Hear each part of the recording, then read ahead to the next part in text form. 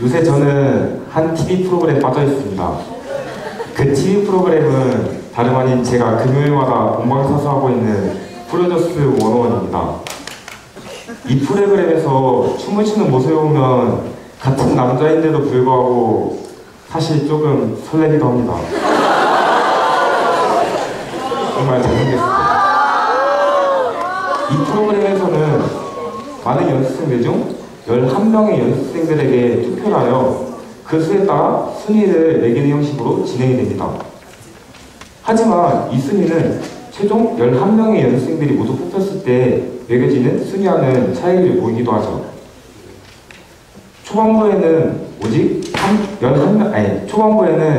11명의 연습생들에게 모두 선택해야 투표가 성립이 되기 때문에 자신이 좋아하는 연습생을 제외한 나머지 연습생들을 불성실하게 뽑는 경우가 많은 반면에 후반부에는 오직 한 명의 연습생만을 뽑을 수 있기 때문에 인기가 별로 많지 않은 연습생의 순위에는 큰 변동을 보입니다. 이와 같이 저는 통계에도 오류가 존재하다고 생각했습니다. 그래서 저는 이러한 통계 자료를 그저 맹목적으로 보는 것보다 비판적인 시각이 필요하다고 느꼈죠. 그래서 저는 이번에 3개의 대표적 오류, 첫째, 그래프상의 시각적 오류, 둘째, 심슨의 역설, 셋째, 인과성 오류에 대해 소개하고자 합니다.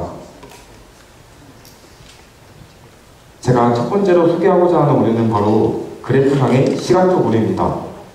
보통 이 오류는 통계 자료를 가공한 사람들이 자신의 유도와 목적을 부각시키기 위해 통계 그래프를 과장시키는 오류입니다.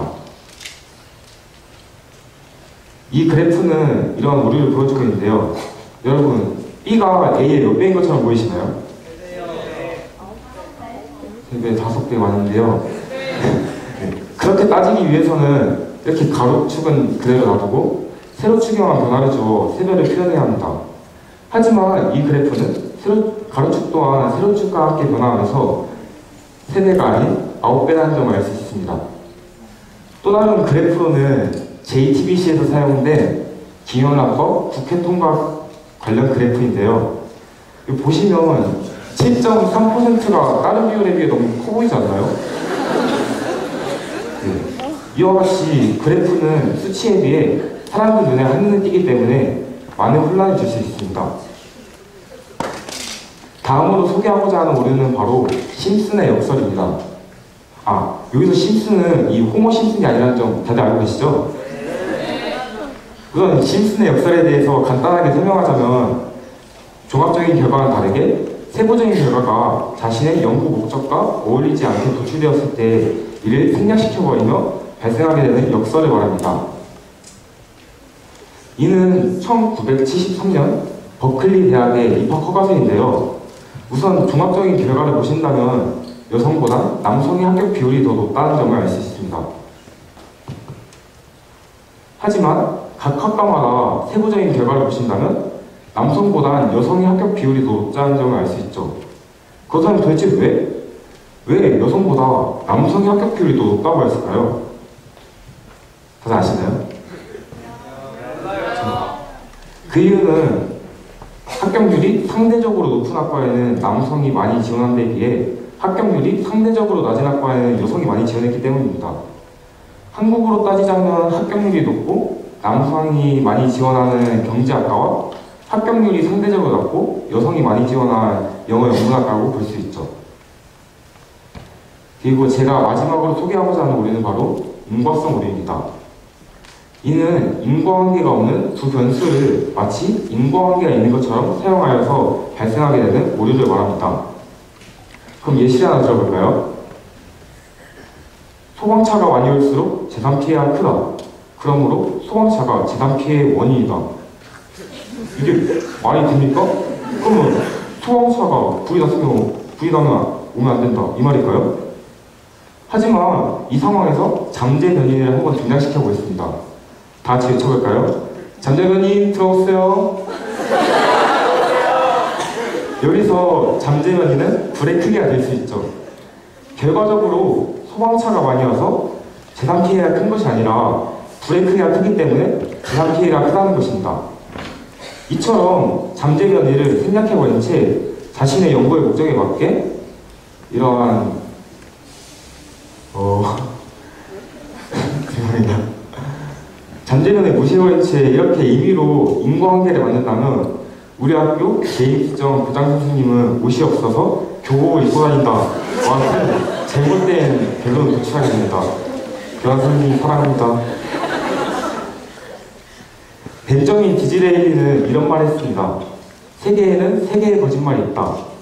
거짓말, 새빨간 거짓말, 그리고 통계.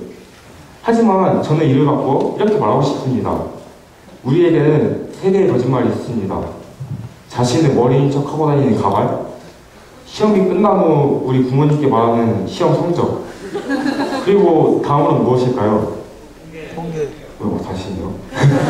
제가 지금까지 말해서 아시겠지만 바로 통계입니다. 하지만 이번 선거 출구 조사를 보시면 아시겠지만 이번 대선 결과와 거의 비슷하다는 점을 알 수 있습니다. 이렇듯 통계는 우리에게 예측성이라는 이로움점을 주는데 과연 통계를 거짓말이라고만 할 수 있을까요? 저는 아니라고 답하고 싶습니다. 저는 통계가 아닌 통계를 자신에게 유리하게 활용하는 사람의 잘못이라고 생각합니다.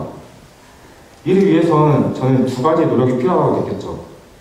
우선 연구자는 먼저 결론을 도출해낸 후 그 결론에 통계 자료를 끼워 맞추는 등의 비윤리적 행동을 지양해야 합니다.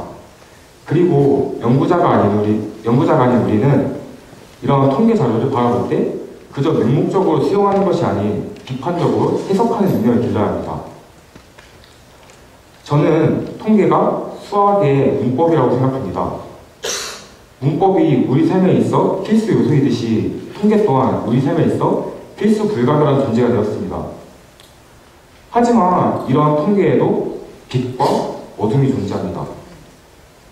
수학자 안드레아스 둔케스는 통계로 거짓말하기 쉬워도 통계 없이 진실을 말하기는 어렵다라고 말하였습니다. 여러분, 거짓으로 사회의 어둠을 드리우게 하는 먹구름이 아닌 진실을 통해 사회에 빛을 비추는 태양이 되보는 것은 어떨까요? 이제 우리 모두의 눈을 열어봅시다. 지금까지 구성구였습니다. 감사합니다.